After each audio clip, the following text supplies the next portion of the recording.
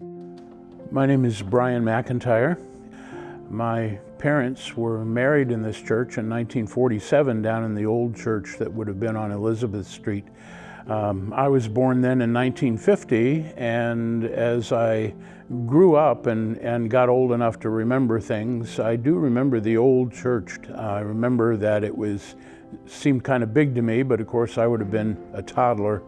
But I can recall that there were usually good crowds who were always very friendly and would talk to the little kid whenever they were leaving church. There was a story that once upon a time when I deserved a spanking, my dad had taken me to the basement of the old church, but unfortunately there were big old vents that were part of the heating system in that building that carried any noise from the basement. And at one point, apparently, I was part of a sermon by getting a good spanking under one of those vents. So I don't know much about how people reacted to that, but apparently it was memorable because a few people told me about it. I first started attending First Baptist when I was a baby. My parents belonged to First Baptist, and they brought me. I became a member when I was 7 years old and accepted Christ, was baptized, and been a member ever since. When tell you a few things, I was, somewhere 12 years or under while I was at the old church on Elizabeth Street. I do remember the church had 4 big columns in the front of it, and when you went in, you went up some stairs, and the old sanctuary, there's a basement for classrooms. And also behind the sanctuary, there was another floor where there were some additional classrooms. First Baptist has always been really active as far as missions are concerned. And I remember when I was really young, they used to go out on like once a month on a Saturday night.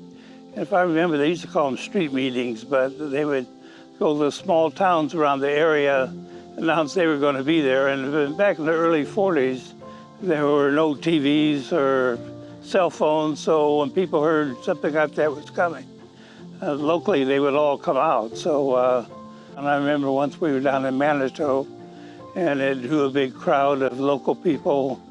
We used to have an old pump organ that would fold up like a big suitcase, and you had to pump the pedals to create the air to make the organ work. But they had a regular service. They'd have songs, and then there'd be a message. So First Baptist has been active in missions probably from way before that even. But the other thing I remember from the old church is we had a Hinner's pipe organ in the church. Hinner's Organ Company. It's actually located in Pekin.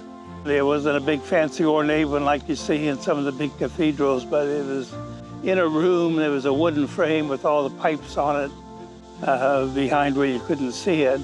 It was actually moved to the new church when we moved on 4th Street and installed. And the plans were even to move it into our current sanctuary because the new auditorium is so much larger.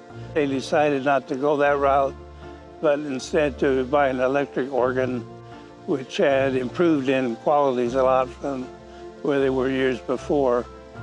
The new church is really quite a change. I mean, the old church was good and stable, but very old.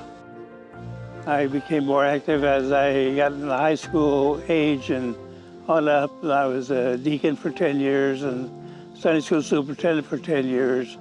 And have really enjoyed the time at church. It's great to see it has survived over all those years and still teaching the same gospel as it was in the beginning.